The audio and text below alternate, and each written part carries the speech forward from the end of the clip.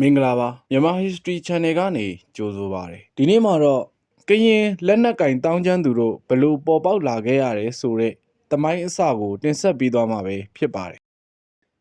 ကရင်မျိုးနွယ်ဝင်တိုင်းရင်းသားလူမျိုးများရဲ့မူလဇင်းမြစ်ကတော့မွန်လိုက်မျိုးနွယ်ဝင်ပဲဖြစ်ပါတယ်ကရင်လူမျိုးများကိုတချို့သမိုင်းဆရာများကတော့ထိုင်တရုတ်စုကနေဆင်းသက်လာကြတယ်လို့ယူဆကြပြီးတော့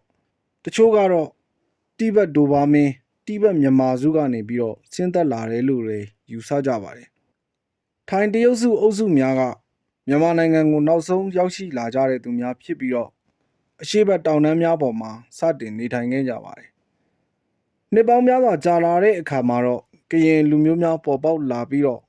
့လူဦးရေတိုးပွားလာတဲ့အတွက်ကြောင့်တောင်ဘက်မြေပြန့်ကိုပြောင်းရွှေ့လာခဲ့ကြပါတယ်။အများစုကတော့ကရားတောင်တန်းဒေသကနေပြီးတော့တနင်္သာရီတောင်တန်းဒေသအထိတောင်ပေါ်ဒေသများနဲ့မြစ်ဝကျွန်းပေါ်ဒေသများမှာတခြားသောမွန်ဗမာစတဲ့လူမျိုးများနဲ့ရုံးတော်နေထိုင်ခဲ့ကြပါတယ်။မြေပြန့်ဒေသမှာနေထိုင်ကြတဲ့ကရင်အများစုကတော့ဗုဒ္ဓဘာသာဝင်ဖြစ်ပြီးတော့ယဉ်ကျေးမှုဓလေ့ထုံးစံတွေကလည်းမွန်ဗမာတို့နဲ့ကွဲပြားခြားနားမှုတော့မရှိခဲ့ပါဘူး။တောင်ပေါ်ဒေသမှာနေထိုင်ကြတဲ့ကရင်များကတော့နတ်ကိုးကွယ်လေးရှိပြီးတော့ယဉ်ကျေးမှုဓလေ့ထုံးစံကလည်းအနည်းငယ်ကွဲပြားကြပါတယ်။ကရင်လူမျိုးများရဲ့အဓိကစီးပွားရေးကတော့တခြားလူမျိုးများကဲ့သို့ပဲလေယာစိုက်ပျိုးရေးလုပ်ငန်းပဲဖြစ်ပါတယ်။တအူးဆံမိုင်ပရိသေယစနစ်မှာကရင်လူမျိုးများကဗမာများနဲ့တီးခြားခွဲခြားပြီးတော့ဖိနှိပ်ခံရခြင်းမျိုးလည်းမရှိခဲ့ပါဘူး။ဗမာလူမျိုးများနဲ့တီးတန့်ခွဲခြားပြီ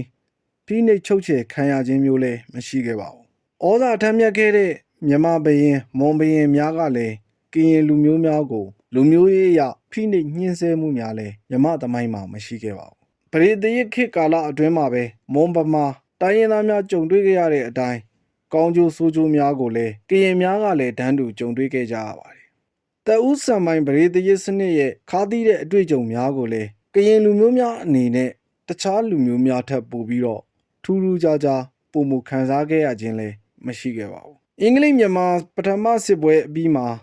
အင်္ဂလိပ်တို့ကရခိုင်နဲ့တနင်္သာရီကိုပိုင်ဆိုင်ခွင့်ရသွားခဲ့ကြပါတယ်။အဲ့ဒီနောက်မှာအင်္ဂလိပ်နဲ့အမေရိကန်သာသနာပြုဆရာများကတနင်္သာရီမှာရှိတဲ့ကရင်များနဲ့စတင်ထိတွေ့ခွင့်ရလာခဲ့ပါတယ်။အင်္ဂလိပ်မြန်မာဒုတိယစစ်ပွဲပြီးတဲ့အခါမှာတော့အောက်မြန်မာနိုင်ငံတစ်နိုင်ငံလုံးနေချက်ရဲ့လက်အောက်ကိုကျသွားတဲ့အတွက်ကြောင့်မျက်နှာဖြူသာသနာပြုများနဲ့မြဝကျုံးပေါ်မှာရှိတဲ့ကရင်များနဲ့ပါထိတွေ့ခွင့်ရလာခဲ့ကြပါတယ်။မြေပြန့်ဒေသကဗုဒ္ဓဘာသာကောင်းမွန်စွာထွန်းကားတဲ့အတွက်ကြောင့်ခရစ်ယာန်သာသနာပြုတွေအောင်မြင်မှုမရရှိခဲ့ကြပါဘူး။ဒါကြောင့်ခရစ်ယာန်သာသနာပြုများကတောင်တန်းဒေသများကိုတွားရောက်ကြပြီးတော့သာသနာပြုခဲ့ကြရပါတယ်။ဗြိတိရှအစိုးရကခရစ်ယာန်သာသနာပြုလုပ်ငန်းတွေကိုမြေတောင်မြောက်ပြီးတော့အခွင့်အရေးများစွာပေးခဲ့လို့သာသနာပြုလုပ်ငန်းတွေကလည်းကောင်းစွာဖွံ့ဖြိုးတိုးတက်လာခဲ့ပါတယ်။ဒါပေမဲ့လည်းကရင်လူမျိုးများအတွင်းမှာဗုဒ္ဓဘာသာဝင်လူဦးရေကများပြားနေစေဖြစ်လို့ဗြိတိရှအာဏာပိုင်များကကရင်ဗမာသွေးခွဲရေးလုပ်ငန်းများကိုဆောင်ရွက်လာခဲ့ကြပါတယ်။ဘာသာရေးကိုအကြောင်းပြုပြီးတော့ကရင်အချင်းချင်းမှာပဲသွေးခွဲမှုများဖြစ်ပေါ်လာခဲ့ပါတယ်။ဗုဒ္ဓဘာသာကရင်ကိုစာမဲကရင်လို့ခေါ်ပြီးတော့ခရစ်ယာန်ကရင်များကိုစာပြူကရင်လို့ခေါ်လာခဲ့ကြပါတယ်။ဗြိတိရှအစိုးရကခရစ်ယာန်များကိုပုံမှုပြီးတော့အခွင့်အရေးပေးတယ်။ခရစ်ယာန်ပညာတတ်များပေါ်ပေါက်စေရန်အတွက်လည်းသာသနာပြုကျောင်းများကိုဖွင့်လှစ်ပေးခြင်းတို့နဲ့ဘာသာရေးလွှမ်းမိုးမှုကိုဆောင်ရွက်လာခဲ့ကြပါတယ်။နယ်ချက်အစိုးရရဲ့နိုင်ငံရေးဆိုင်ရာအယူဆကတော့ခရစ်ယာန်ဘာသာဝင်လူဦးရေများပြားလာလျင်ပဲမြန်မာနိုင်ငံမှာကာလကြာရှည်စွာအုပ်ချုပ်နိုင်လိမ့်မယ်လို့ယူဆတဲ့အတွက်ဖြစ်ပါတယ်။ဗြိတိရှတို့ကရိုးသားပြီးတော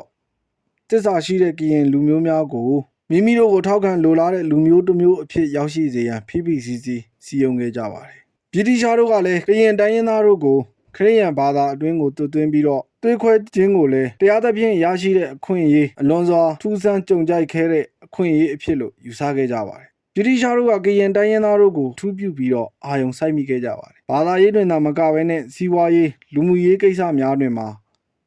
ကရင်လူမျိုးတို့ကိုအခြားလူမျိုးများထက်ပိုမိုပြီးတော့ခွဲခြားစည်းရုံးခဲ့ပါတယ်။ဗြိတိရှအစိုးရကနီးကုံလန်းကုံကြိုးပမ်းပြီးတော့တောင်ပေါ်ကရင်များကိုမြေပြန့်ကိုခေါ်ယူပြီးတော့မြေဩဇာကောင်းတဲ့လယ်မြေများမှာအခြေချစိုက်ပျိုးရန်နေရာချထားပေးခဲ့ပါတယ်။ဗြိတိရှအစိုးရကလည်းကရင်လူမျိုးများကိုသူတို့ကိုအကာအကွယ်ပေးမဲ့လူမျိုးအင်္ဂလိပ်လူမျိုးများကိုထားဝစဉ်ထောက်ခံနေမဲ့လူမျိုးများအဖြစ်ကိုရောက်ရှိစေရန်စနစ်တကျလေ့ကျင့်သိမ်းသွင်းခဲ့ပါတယ်။လူနေမှုအဆင့်အတန်းကလည်းတဖြည်းဖြည်းနဲ့တိုးတက်လာခဲ့ရပါတယ် မြန်မာနိုင်ငံတနိုင်ငံလုံးဗြိတိရှတို့ရဲ့အုပ်စိုးမှုအောက်မှာဖိနှိပ်ချုပ်ချယ်ခံနေရတဲ့အချိန်မှာမြန်မာနိုင်ငံရဲ့အမျိုးသားလှုပ်ရှားမှုကြီးများပေါ်ပေါက်လာတဲ့အချိန်မှာလဲကရင်လူမျိုးများမှာဖိနှိပ်ချုပ်ချယ်ခံရခြင်းမရှိတဲ့အတွက်ကြောင့်အမျိုးသားလှုပ်ရှားမှုများမှာပါဝင်ခဲ့ခြင်းမရှိခဲ့ပါဘူး။ဒါကိုဗြိတိရှအစိုးရကလည်းဆရာစံတပုံတောတပုံစံဖဲအရေးများမှာ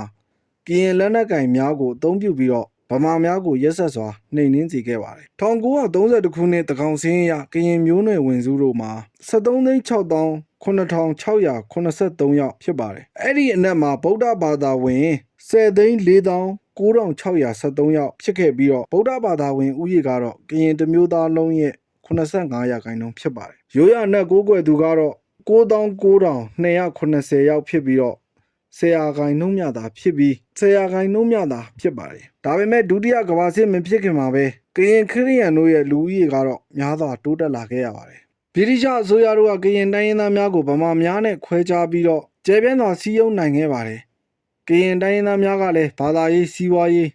လူမှုရေးကအစတတိတခြားဖြစ်လာကြပြီးတော့နိုင်ငံရေးလှုပ်ရှားမှုများမှလည်းပူးပေါင်းဆောင်ရွက်မှုနေပါခဲ့ကြပါတယ်။ဗြိတိရှအစိုးရကကရင်တိုင်းရင်းသားတို့ကိုလက်နက်တပ်ဆင်ပြီးတော့ကရင်တနက်ကင်တပ်များစီရဲတပ်များကိုဖွဲ့စည်းပေးခဲ့ပါတယ်။အဲ့ဒီနောက် BIA တပ်များနဲ့ဂျပန်တပ်များကမြန်မာပြည်တွင်းကိုဝင်ရောက်လာတဲ့အခါမှာတော့ဗြိတိရှစစ်တပ်ကအိန္ဒိယပြည်ဘက်ကိုဆုတ်ခွာခဲ့ရပါတယ်။ဗြိတိရှတပ်များကအောင်မြင်စွာဆုတ်ခွာခြင်းနဲ့စနစ်တကျစီကံတည်သက်စွာခွာစစ်ဆင်နိုင်ခဲ့ကြတယ်လို့ဆိုတော်လဲပဲကရင်လက်နက်ကင်များကိုတော့စနစ်တကျဆုတ်ခွာရန်ထိမ့်သိမ်းနိုင်ခဲ့ခြင်းမရှိခဲ့ပါဘူး။ကရင်လက်နက်ကင်တော်တော်များများကဗြိတိရှတပ်များနဲ့ကွဲကွာပြီးတော့မြန်မာနိုင်ငံအတွင်းမှာပဲကြံရစ်ခဲ့ပါတယ်။ကရင်လက်နက်ကင်တချို့သာအိန္ဒိယအထိလိုက်ပါသွားကြပြီးတော့ကရင်အများစုကတော့လက်နက်ခဲယမ်းများနဲ့တကွခြေဦးတရာကိုစုတ်ခွာခဲ့ရပါတယ်။ကရင်လက်နက်ကင်များကလည်းစစ်ပြေးများအဖြစ်မြဝကျွန်းပေါ်ဖာပွန်တောင်ငူဒေသများမှာကရင်ကြီးရွာများကိုလက်နက်ခဲယမ်းများနဲ့အတူရောက်ရှိသွားခဲ့ပါတယ်။ကရင်စစ်ပြေးများနဲ့အတူရှိနေတဲ့အင်္ဂလိပ်သရှုများကလည်းဗမာများကကရင်လူမျိုးများကိုမျိုးဖြုတ်ပစ်လိမ့်မယ်လို့တွေးထိုးပေးနေခဲ့ပါတယ်။ဆုံးထိနာတော်တာဆင်ပေးခဲ့ကြတဲ့ပရိသတ်တွေအားလုံးကိုကျေးဇူးတင်ပါတယ်ခင်ဗျ။နောက်များမှာလည်းမြန်မာသမိုင်းအကြောင်းအရာများနဲ့ပတ်သက်ပြီးတော့ကျွန်တော်ရဲ့ channel မှာတင်ဆက်ပေးသွားမှာဖြစ်တဲ့အတွက် channel ကို like and subscribe လုပ်သွားပေးဖို့တောင်းဆိုပါရခင်ဗျ။အားလုံးကျေးဇူးတင်ပါတယ်